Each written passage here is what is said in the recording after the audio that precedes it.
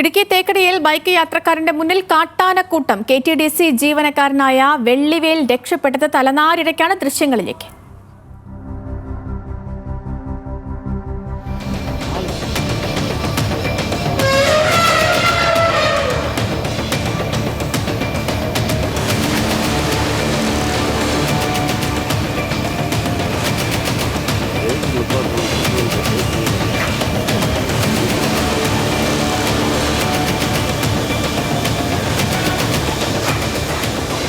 Alvin തോമസിന്റെ വിവരങ്ങളുമായി. Alvin, തലനാരിഴയ്ക്ക് രക്ഷപ്പെട്ടു എന്ന് പറയാം അല്ലേ?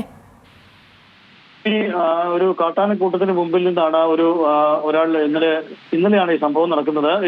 കഷ്ടിക്ക് രക്ഷപ്പെട്ടു എന്ന് വേണം നമുക്ക് പറയാൻ. ദൃശ്യങ്ങളിൽ കാണുന്ന പോലെ കാട്ടാന ഈ തേക്കടി റോഡിലേക്ക് മുറിച്ചു കടക്കുന്ന സമയത്താണ് ഈ KTDC ജീവനക്കാരനായ വെള്ളിവേല ഇതുവഴി വാഹനത്തിൽ വന്നത്.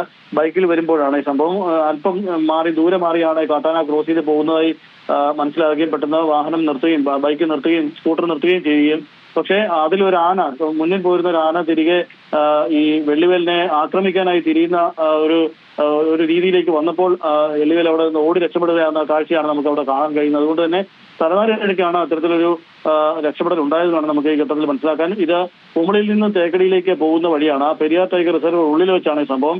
നമ്മൾ ഈ ബോട്ടിങ്ങിലേക്ക് പോകുന്ന ആ സ്ഥലത്തുള്ള ആ റോഡിലാണ് ഈ സംഭവം നടക്കുന്നത്. ഈ പ്രദേശത്തെ മിക്കവാറും ആനകൾ കൂട്ടത്തോടെ റോഡ് മുറിച്ച് കടക്കാറുള്ളതാണ്. പക്ഷേ അവിചാരിതമായി ഇത് ഈ ബൈക്ക് യാത്രക്കാരൻ ആ സമയത്ത് മുന്നിൽപ്പെടുകയായിരുന്നു എന്നുള്ളതാണ് ഈ കാഴ്ച നമുക്ക് മനസ്സിലാകുന്നത്. KTDC ജീവനക്കാരനായ വെള്ളിവേലാണ് ഈ സ്കൂട്ടർ യാത്ര നടത്തി അതുവഴി വന്നത്. എന്തായാലും കഷ്ടിക്ക് രക്ഷപ്പെട്ടു എന്ന് വേണം നമുക്ക് പറയാൻ.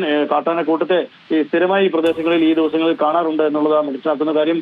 വേനൽ കടുത്തതോടുകൂടി ഈ വെള്ളത്തിന്റെ വലിയ വിഷമുണ്ട്. അതുകൊണ്ട് തന്നെ മറുകരയിലേക്ക് പോയി വെള്ളം കുടിക്കുന്നതിന് വേണ്ടിയാണ് ഈ കാട്ടാനക്കൂട്ടം മിക്കവാറും ഈ റോഡിൽ തേക്കടി റോഡിൽ മുറിച്ചു കടക്കാനായിട്ടുള്ള പതിവ് കാഴ്ചയാണ് എന്നുള്ളതാണ് നമുക്ക് മനസ്സിലാക്കുന്നത്. ഇതുവഴി ഈ വിനോദസഞ്ചാരികളായിട്ടുള്ള ആളുകൾ പോകുമ്പോൾ പോലും ശ്രദ്ധിക്കണമെന്നുള്ള ഒരു നിർദ്ദേശവും ഇപ്പോൾ വനംവകുപ്പ് നൽകുന്നുണ്ട്.